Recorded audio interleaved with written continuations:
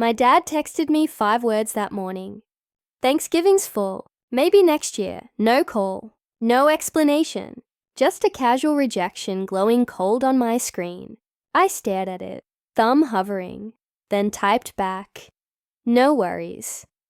Because that's what you say when your heart's already numb. I didn't argue. I didn't beg. I just walked to the window of my Seattle apartment and watched the rain trace lines down the glass. They had no idea what I was about to do. 1 week later, while their house filled with laughter and wine, mine filled with light and music. 200 strangers eating dinner at a ranch they didn't even know I owned. And when the photos hit Facebook, let's just say, the silence finally broke. Before I tell you everything, hit like and drop a comment. Have you ever been left out by your own family? Seattle rain always sounded like static, soft, endless, familiar. That morning, after my dad's text, I sat in the quiet and finally understood what I'd known for years. In our family, silence wasn't peace. It was exile disguised as manners. My name's Vera Stone, 32, the youngest of 3. My father, Robert, runs a logistics company that used to feel like the center of the world. My mother, Elaine, decorates every holiday table as if it's for a magazine spread. My sister, Marissa, the golden child, hosts those dinners with perfect charm and quiet control, always making sure I get the smallest chair, the farthest corner. My brother, Noah, kind but quiet, the kind of man who apologizes just for being there. Every Thanksgiving since I can remember, there was a kids' table. Even when we weren't kids anymore, plastic chairs, paper plates, that same wobbly leg, no matter how many napkins you folded under it. Marissa's friends filled the main dining room. I filled the silence. When I earned my full scholarship to Stanford, Dad said, "That's nice, but maybe stay close," like Marissa did. When my startup, Northlink Systems, sold for millions last year, he texted, "Proud of you, honey. No call.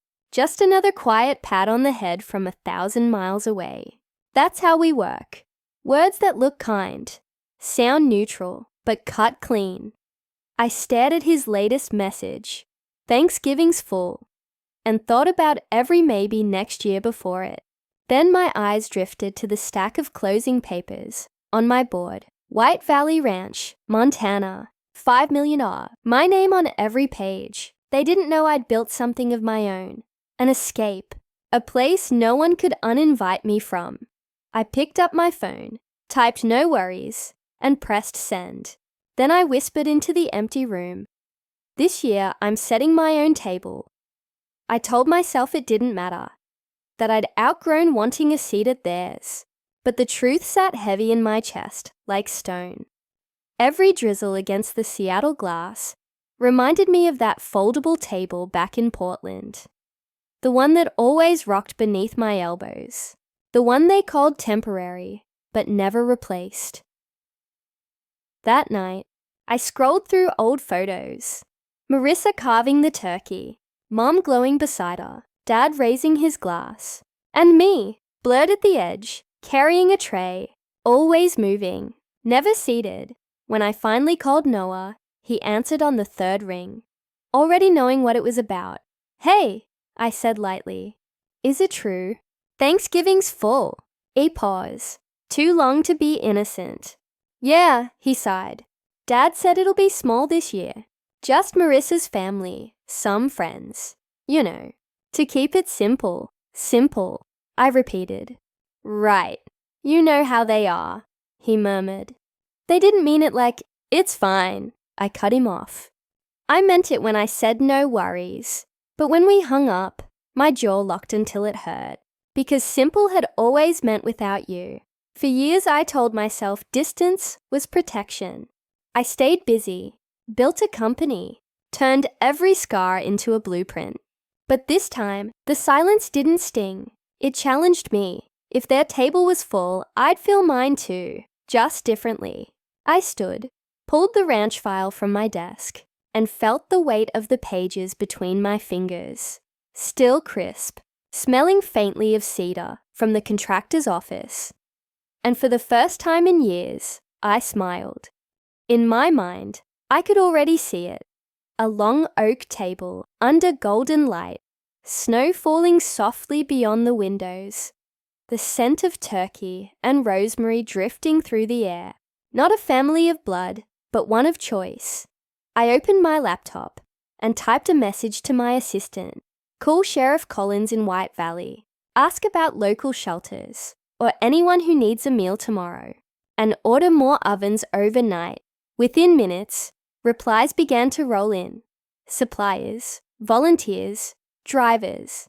The plan moved faster than doubt could catch it. For the first time in years, I felt a fire that didn't burn. It built. The old ache I'd carried since childhood began to change shape, turning into something sharper, cleaner. If my family wanted small, I would make big sacred again. If they wanted polite, I'd make kindness loud. Thanksgiving wasn't about who invited me anymore. It was about who I chose to feed. The next morning, the valley lay wrapped in fog, thick enough to swallow sound. I woke before dawn in the ranch house, the air still rich with pine and cold earth. For once, the silence didn't feel empty. It felt like space, waiting to be filled. I threw on a flannel, poured coffee into a chipped mug, and sat at the long oak table in the kitchen. Its surface gleamed faintly in the half-light, smooth, wide, ready for everyone who'd ever been told there wasn't room. My phone buzzed again. A message from Sheriff Collins. "You're serious about this?" "Completely," I replied. Then came a call from Pastor Grace Holloway, her voice warm, trembling with disbelief. "Vera, child, I've prayed for something like this for years. We'll spread the word." And they did. By noon, the ranch was alive. Margaret, a retired caterer, rolled in with pie crusts. Elena, a nursing student fresh off a night shift, brought boxes of canned goods. Even a few truckers stopped by, unloading sacks of potatoes and firewood from their rigs. Inside, sound layered upon sound. Pots clanging, laughter bouncing off cedar walls, the rhythmic scrape of knives against cutting boards. For years, my family's Thanksgiving had been about appearances, perfect china, polite conversation, practiced gratitude. But this was different. The air smelled of butter and cinnamon, of work, of warmth, of something real. I stood in the doorway watching them move, sleeves rolled up, faces glowing, and it hit me. This was the first time in my life I'd been surrounded by noise that didn't hurt. Later, Marco and Jin, my old co-founders, arrived, arms full of supplies. Marco grinned. "You sure you're not starting another startup?" I laughed. "Maybe one that runs on kindness instead of code." As daylight faded, the kitchen glowed gold from the ovens. Steam fogged the windows. The valley outside disappeared into white. I moved through the rooms, lighting candles, steadying chairs, making sure every seat was ready. At the head of the hall, near the fireplace, I placed a single carved chair.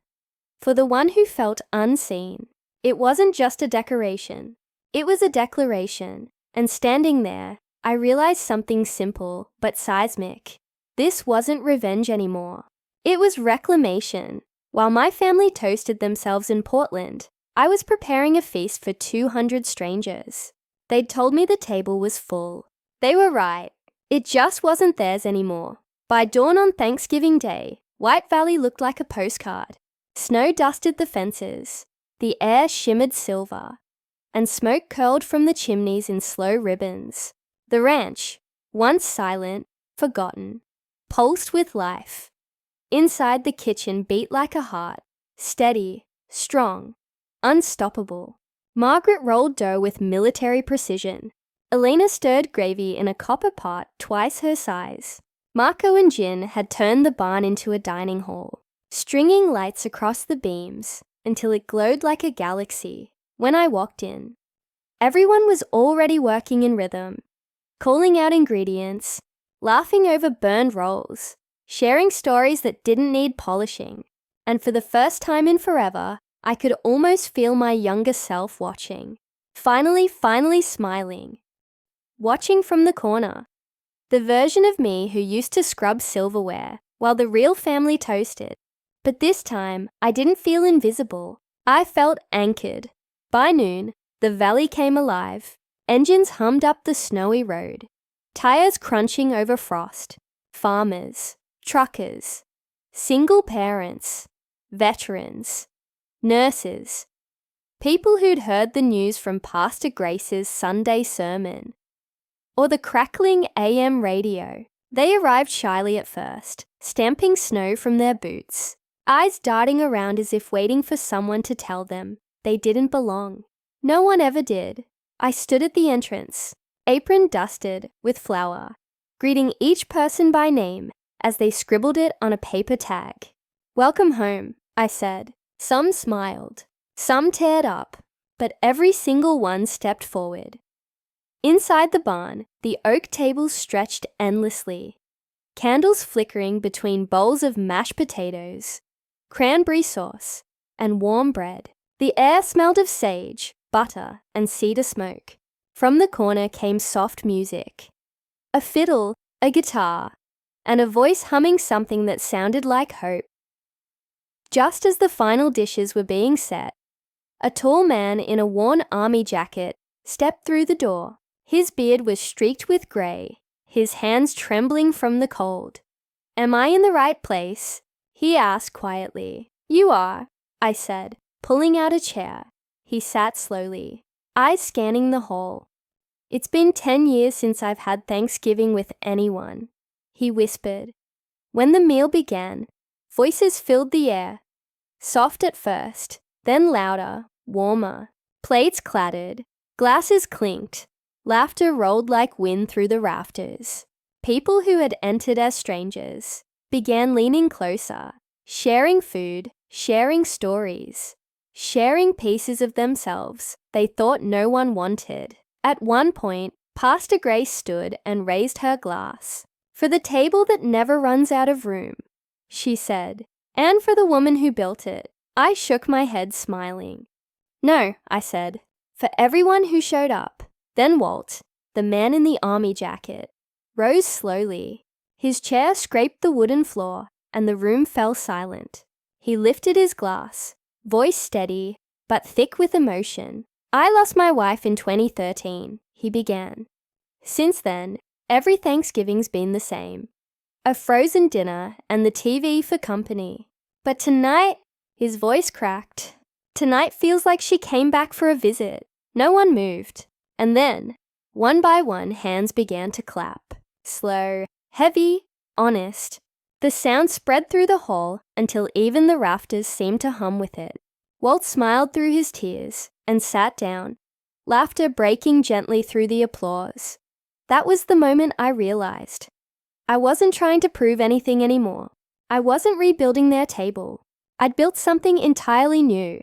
Later that night, someone snapped a photo of me, standing behind the long oak table. Candles glowing, faces turned toward one another in laughter. They posted it online with a caption, "If your house doesn't have space, Montana does."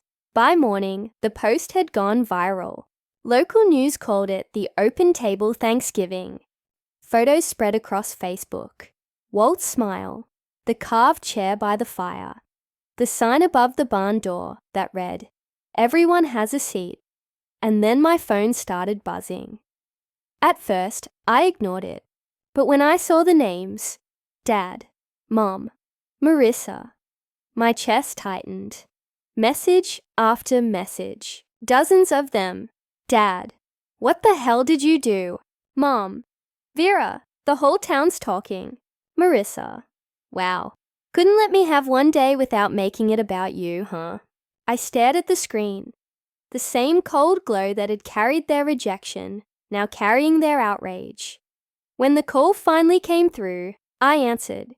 "Vera!" Dad's voice burst through, sharp, defensive. "You made us look heartless." I took a slow sip of coffee, eyes drifting over the empty plates and candle stubs still glowing around me. "Did I?" I said, softly. Mom's voice broke in, gentler, trembling. We just wanted a small Thanksgiving, honey. Small, I repeated. You mean selective. That's not fair, Dad snapped. We thought you were busy anyway, I said finally. I was feeding 200 people you didn't have space for. Silence followed. Long, fragile, full of everything they didn't know how to say. Then another voice joined the call. Aunt May, Dad muttered. I've heard enough, she said, calm but razor sharp. Robert, Elaine, you've been setting a table for 4 your whole lives and acting surprised when one seat stays empty. Don't you dare blame her for finally building her own. No one spoke. Even Marissa's breath caught on the line. You talk about family like it's decoration, May continued. Vera showed the world what it actually looks like. I didn't say anything. I didn't need to. The truth was already echoing in their silence. Finally, I spoke softly. You told me Thanksgiving was full. You were right. It was full. Of the right people. Dad exhaled hard. You made us look bad. I smiled faintly. No, Dad. You did that all by yourself. The line went dead. Outside, snow was falling again. Soft. Endless. Blank. Inside, the fire burned low, while the last volunteers swept crumbs into their palms, still laughing softly among the candle stubs and empty plates. For years, I'd tried to earn a seat at their table. I didn't realize until now I'd outgrown it. That night, as the valley sank into silence, I walked to the carved chair near the hearth. The wood was warm beneath my palm. For the one who felt unseen, I whispered, looks like they finally saw. And for the first time in my life, I didn't need to be invited anywhere. I was already home. By the next morning, the ranch smelled like the aftermath of joy. Wood smoke, butter, and candle wax hanging in the air. The long table was a battlefield of gratitude. Crumbs, wax strips, and the ghost of laughter. Outside, snow had buried every footprint from the night before, as if the valley itself wanted to keep the memory untouched. I sat by the window, coffee cooling in my hands, scrolling through photos people had tagged me in. Veterans, nurses, families, all smiling beneath the banner that read, "Everyone has a seat." Dozens of captions said the same thing. Faith in humanity restored. Wish I'd been there. And under one photo of Walt Briggs raising his glass, someone had commented, "Her parents must be so proud." I didn't reply. Some truths don't need correcting. A week later, I sent a message. Dinner, just us. Sunday, they came. No entourage, no decorations. Just the 3 of us sitting in the ranch kitchen. No one said much at first. Then I told them what they'd never wanted to hear. You didn't lose me because I left, I said quietly. You lost me because I stopped asking to belong. Mom's eyes filled with tears. Dad's hands tightened around his mug. For once, they didn't defend, didn't explain. They just listened. When they left that night, Mom lingered at the door, her gaze tracing the snow-dusted hills outside. You made something good, Vera, she said softly. After their taillights disappeared into the dark, I stood for a long time in the quiet. It didn't feel lonely anymore. It felt earned. The following week, I hung a new sign above the barn, the open table, every Thanksgiving. It wasn't about proving a point anymore. It was about keeping a promise to anyone who'd ever been told there wasn't room. Every year since, the ranch comes alive again when the first snow falls. Lanterns glow, tables stretch long. Strangers walk through the doors as if they've always belonged here. Veterans, nurses, truckers, neighbors. No one asks who you are, only if you're hungry. I still keep that same carved chair by the fire. The one that reads, "For the one who felt unseen." Some years I sit there myself. Most years, someone else does. And every time I look around that room, faces lit by warmth and laughter, I remember the message that started it all. Thanksgiving's full. Maybe next year. Turns out, this is next year. So if you've ever been left out and built your own table instead, tell me where you're watching from.